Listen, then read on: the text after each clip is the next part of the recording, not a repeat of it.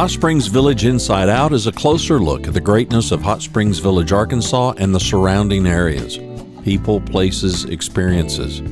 Hot Springs Village is one of the most beautiful places on earth. Join me, Randy Cantrell, and my co-host Dennis Simpson as we engage in weekly conversations to explore Hot Springs Village Inside Out. Today's show is brought to you by Central Arkansas's favorite radio station, KVRE. Find them on the dial at 92.9 FM. Stream them live at kvre.com.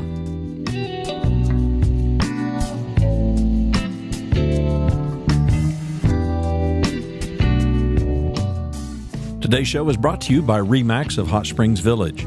The award-winning RE/MAX of Hot Springs Village is the largest real estate office inside the village with over 30 full-time agents and support staff. Visit them to learn more about this beautiful place to solve your real estate needs. Call them at 1-800-364-9007. Find them online at explorehsv.com. They are RE/MAX of Hot Springs Village at 1-800-364-9007 or online at explorehsv.com. HSV Inside Out is also brought to you by Ike Eisenhower State Farm. Ike and his award-winning team have been serving the insurance needs of folks all around Hot Springs Village since 1998. Ike has qualified for State Farm's President's Club, Chairman Circle, and Hot Springs Village Insurance Agent of the Year. Call Ike Eisenhower State Farm today at 501-984-4100. That's 501-984-4100. Find them online at ikeeisenhower.net. Call them today for all your insurance needs because, like a good neighbor, Ike Eisenhower State Farm is there. Dennis Simpson, Hot Springs Village with Miss Pat, with Mr. Brandon again. Great to have them back. Wanted to talk a little bit more about what the market really is doing these days. Okay. I mean, one interrupt just for a sec. Brandon, we're sitting on, what's the street? We're not on Main Street. We're on Commerce Drive. You built, this is the 55 acres or so that you bought from Cooper as reserve property. Yes, sir. Just outside the Eastgate. This is magnificent. I always wondered what we were going to do. There were discussions of a hotel and other kinds of things. This is nice. This is really nice. Thank you for bringing your dollars to the village. Thank you. Seriously. So, Pat, tell us, what's the market doing these days? It is, compared to, let's say, 2 years ago when the market was crazy, where we had very little inventory. We have, on average, 12% fewer buyers as a result of the interest rates being Really? higher. 12%? 12%, and I believe it's about 14% nationally. But we're still selling, and our prices are not changing. They're not dropping. In fact, some numbers I looked at this morning of the 360 homes that have sold so far this year, and I haven't dug into it completely as much as I'd like to, but the average priced home was $360,000. And looking at last year, those numbers were about $330,000. So we've gone up. And so we are still selling. It's just that we have 12% fewer buyers, which means more days on market for our sellers and some concessions from our sellers. So selling at list is not a foregone conclusion anymore. Well, true. And I looked at those numbers, and of the 360 that sold, they sold at 98% of their asking price. 98%. Mm-hmm. Brandon, do you think that's an average around the country, or is that no? Yeah. I don't know. I don't keep up with that. That's her around job. The country. That's right. Her job. We have enough here, right? That's it. Well, no, and I'm thinking back, Pat. I'm going to put us at 2006. I think. I think that's about the time we met. You were doing an open house over near Balboa, and I remember thinking, I heard your little CV, what you did, your little curriculum vitae, and where you had been, and all the different places, and I thought, wow, and she's selling houses in the village. This is interesting. Who knew that? Were you number 3 today? Is that what I heard? Maybe higher. Maybe you are. Yeah, I think maybe you are. Yeah, I think that's what somebody told me the other day. Wink, wink.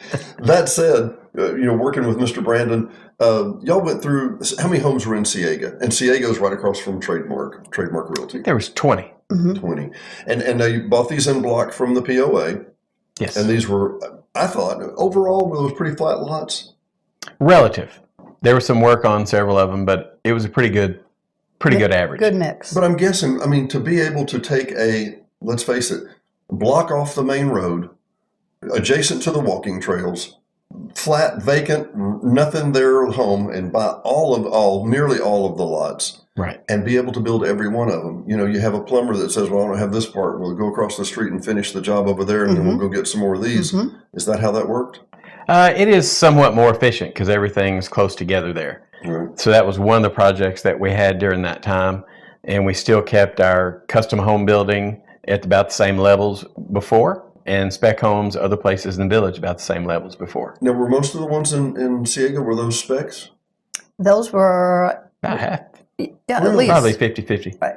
So I'm guessing, for those of you that want to develop your entire neighborhood, I'm assuming that if you start building the first 10, people come in and want to buy the other 10. Is that about how it works? You do have to get started to get some interest because that area is a little bit off the beaten path. Yeah. And it started out as a gravel road and some leaves. So there was 0 houses there at all. So that was kind of the challenge, just kind of get a little momentum in the beginning. So getting traction is the key, is what I'm hearing, right? Yes. To get attention and interest. When people come in and they see these new homes, what do you do? And I'm not being silly. I really don't. I mean, we joked in another show that it's shooting fish in a barrel. They're quality homes. They're a great price. It's a fantastic place to live. You come in and go, what do you think? I mean, how do you sell that customer? That's where I'm going. Well, you obviously sit down with them and try and understand their needs before you take them out. But when I do take them to the homes and I show them the quality of the homes, the features of the home, it gets them thinking about, okay, I love this home, but maybe I don't want to live here. Maybe I want to live on the Granada Golf Course. So that's his spec homes sell a lot of custom homes. Oh, really? So people walk in a spec home and go, I like this, but I've got my own lot, right? Yes. Huh. Or they want a third car garage and that one doesn't have a third car garage.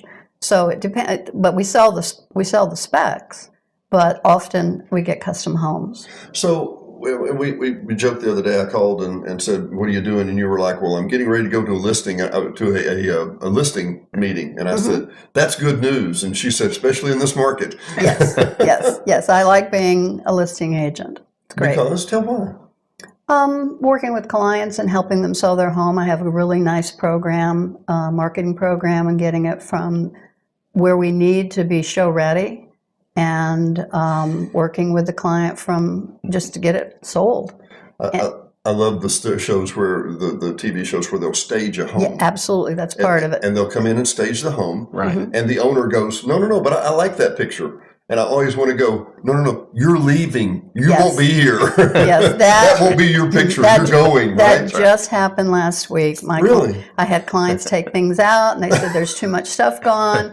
I said, okay, put it back. And then when they left, we took it out. But I think that's part of the deal. It's hard for people to imagine that aren't in real estate. You're not going to be here. Okay. Now remember, I know, we're selling our home and we're moving. That means that picture goes with you and you won't have that picture, right? Right. It doesn't click sometimes. But they're attached. They don't see it as we see it. So we have to help them with that. And I tell them, you have to start packing sometime. Let's start now. And I love Pat's comment. I didn't realize how far back we went until I think about this. Pat said when people came in and said, "Oh, this is our last house. We're going to be here forever and die." And Pat said, "No, one of you is going to leave first. We just don't know which one." I did say that. So, but that is the reality, and it's always fluid. It's always flux, and you have to know. You have to know enough about you where you're going. And I'll be very frank, my next door neighbor across the street from us, he had his home for rent, okay?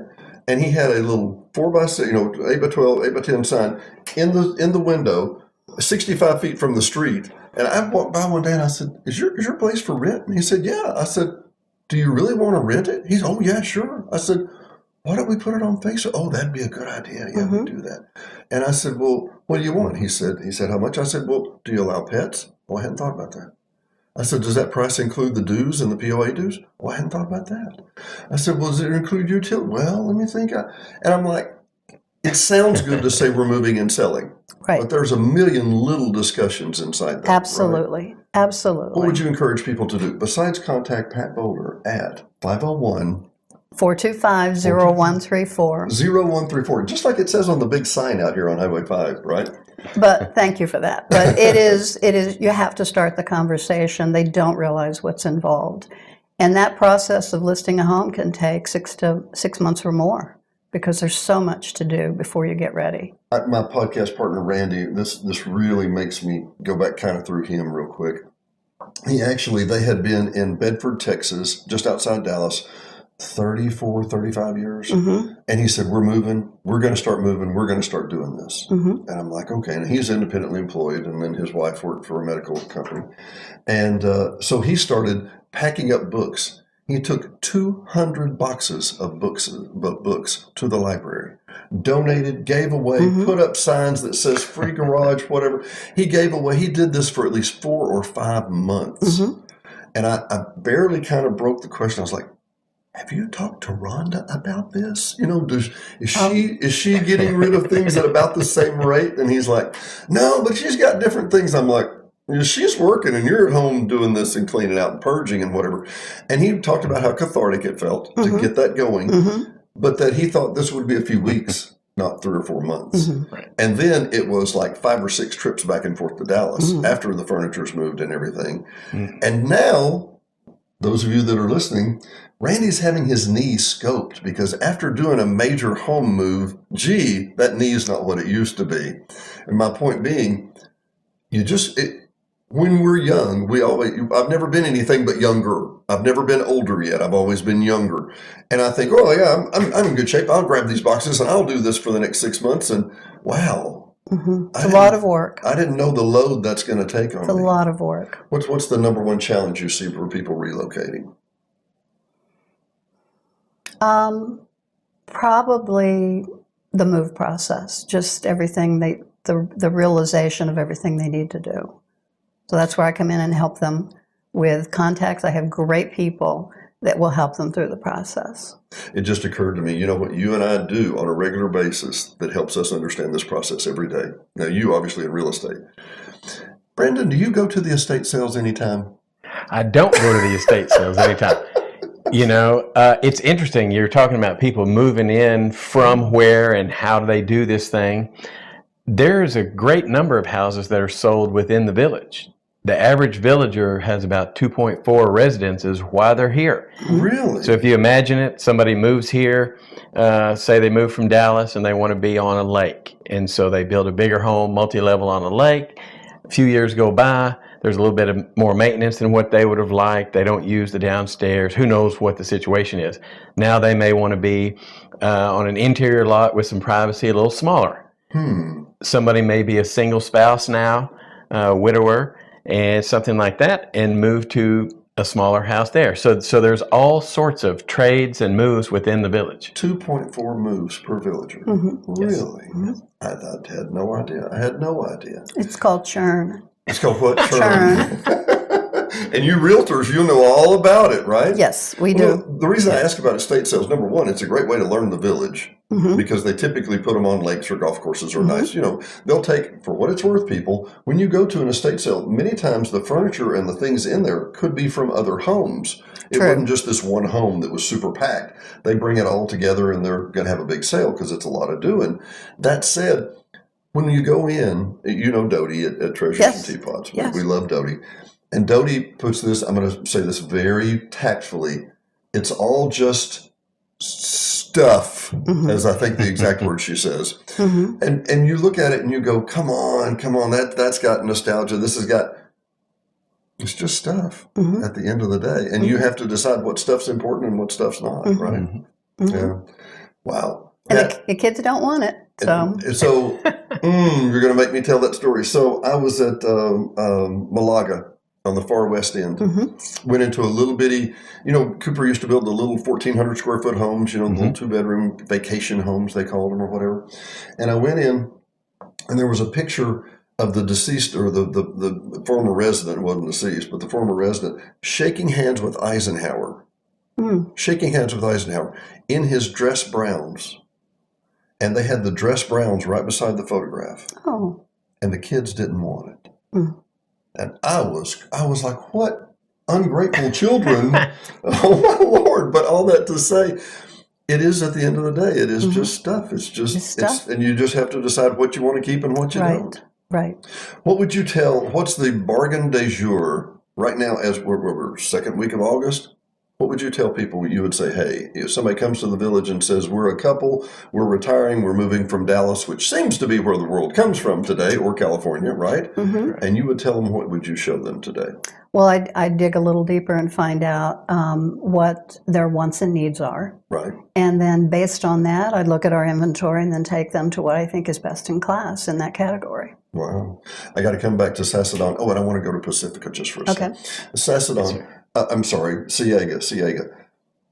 Did you think it was a risk building that far west in the, I mean, it's very mid-village to me.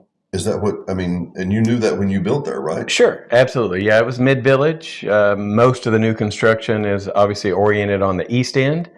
That was a little further west for a bigger project like that, but I felt like the size of the homes and the natural beauty right there, POA was awesome to work with. In that regard, they extended the walking trail around the back side of that neighborhood and looped it back to the trail, which was fantastic. Yeah, and so your delta, your target audience there, you know, you don't want somebody that wants a lot of steps, but at the same time they want the walking trail, right? Which is very flat in that area. It's and you said it's an unknown area, and it is, but it's not a block off the main road. People drive past it hundreds of times a day. Right.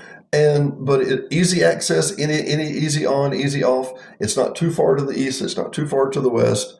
But I thought it might have been a little bit of a risk there. No, not really. Just the size of it, just going from gravel roads to finished neighborhood. Yeah. Just the totality of it was a little bit, more than we were normally getting into there. So. I got to tell you, I'm not an envious person, but I have a twinge of envy because I'd like to drive by someday and go, I built all those homes. Yeah, I engineered all this in that area because it's just beautiful. It's just, and Pat, you were talking earlier, when you take people through there, what's the response? They're very impressed. They're very impressed with that every house doesn't look alike. And it's a subdivision that was built, but we have different plans in there. The smallest was 1,433 square feet. I think the largest was 2,100 square feet with a 3-car garage and a fireplace in the back. Really? But it just is beautiful, and it was such a success. And again, it was a partnership between RE/MAX and Renaissance and the POA. Mm-hmm. I went around to all the community groups, civic groups, and spoke to them about this. And once people found us, it just went boom, boom, boom. So just to tell you something real quick, this is what Jeff and I found the other day, Jeff being a business partner. I own number 9 Archidona on the 14th of Ponce. Beautiful. Looks like you're at Augusta. It's gorgeous. The POA had the lot number 7, and they sold that and built it, and the people built a home on it. Mm-hmm. They built that lot, bought that lot for $14,000, built a $340,000 home on it. Brandon, do you have any idea what the county thinks that lot is worth now? No idea. Any? 30. 52. Wow. $52,000. All you had to do to take a $14,000 lot to make it a $52,000 lot in the eyes of the county tax assessor is to build a $340,000 home on it. And I was stunned. But I think more than anything, and you know where I'm going with this, that tells us where these values are. Mm-hmm. And don't get me wrong, in today's society, Brandon, where are you going to get a golf course lot outside the village for $50K, right? Be tough. It would. But we deal in it's around 20, it's around 18, it's around something like that. I think those days may be passing very soon. There's a very limited supply of golf course lots right now, and particularly, nice lots. Well, and so Brandon, when you come into an area, Balboa, for example, let's address this because we've got, hang on, okay, a couple more minutes, we can do this. So for the last 20 years, I've been buying and selling just lots in the village. Pat's been doing homes. Brandon, you've been building homes. And the long and the short of it is everybody wants to call and say, oh, we'd love a house on the lake. And we want to be on the big lake, don't we, Brandon? And we want a flat lot. Mm-hmm. And those all went 15 years ago? Mm-hmm. Probably so. Right. Mm-hmm. So the only other option is that you're going to buy a house that's sitting there and relatively remodel it. Mm-hmm. Brandon, I know you don't do the remodel. I guess you do. I don't know. We do not do much remodeling. Right. That may change in future years, but right now we're just focused on new construction. That tends to happen in areas where it happens in Little Rock. It'll happen here eventually. Whenever the desired area is full, it's still a desired area. It just has older homes in it. We're talking Heights, Hillcrest, that kind of thing. Heights, Hillcrest, Lake Balboa, etc. So then at some point, people will start investing in those homes and modifying them into what they want them to be. And the value just keeps going up and up when that happens. So I saw a home in Hillcrest or in the Heights that if I told you where it was, you'd know exactly where I'm talking about. They virtually tore down everything except for the front room and rebuilt this massive house on the back of it because they had to keep that room to act like it was authentic remodel. But they might as well just bulldoze the whole darn thing, right? Right. Well, I see the homes on Lake Balboa and I think, man, some of these are magnificent. But they're 35 years old. They're very dated. And how much oak wood and mauve wallpaper do you want, right, Pat? Come on, right? Right. So do you see people having challenges remodeling, or is it just? No, I mean, there are a number of companies here that do that. I was in one yesterday that's been redone, and it's just absolutely magnificent. Really? Just looks brand new construction. Well, you still got that walk out and look at the water thing, Right. Absolutely. Tell me about Pacifica. What are you doing there? And give me some background and then just catch us up to date on it. Sure. Pacifica was one of the neighborhoods that Cooper developed. I think they built 5 homes in there, maybe the last one, 2010-ish, maybe before. And so as part of them kind of not being here, they're looking for who's going to take over those areas. What are they going to do with them? And so that was just a good opportunity for us to kind of go from Ciega into Pacifica Villas, and then we have another subdivision next door, Pacifica, and then there's some other ones that you don't know about that'll be maybe coming soon. I think I know where the land is, but we're not saying. I'll tell you, it's all around. The 3 people at this table spend more time looking at the computer and going, "Oh, so that's who owns." Oh, yeah. No, we know those things. All that said. Tell me the difference between the villas and just Pacifica. What are you going to do there? Similar style in terms of size.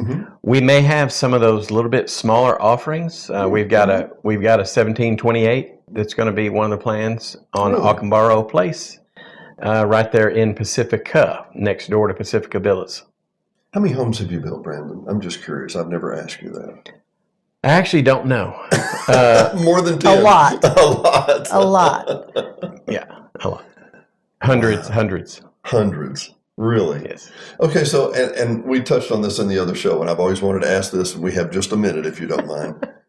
I know that you came to the village, had good success, but you had a good business in Little Rock. You had a good business in that Maumelle area. Sure. Why did you say, you know what, packing up shop, we're going to move to the village, we're going to bring all our toys out here?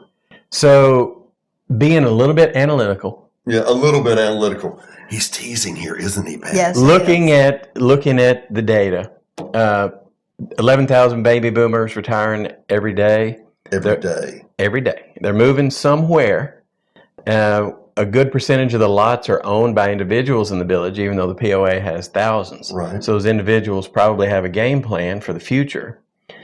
Back in somewhere, it may have been 2016, 17, there was some article about Texas, and there was a big football shape that went way bigger than Dallas, and it had 11 million people in it.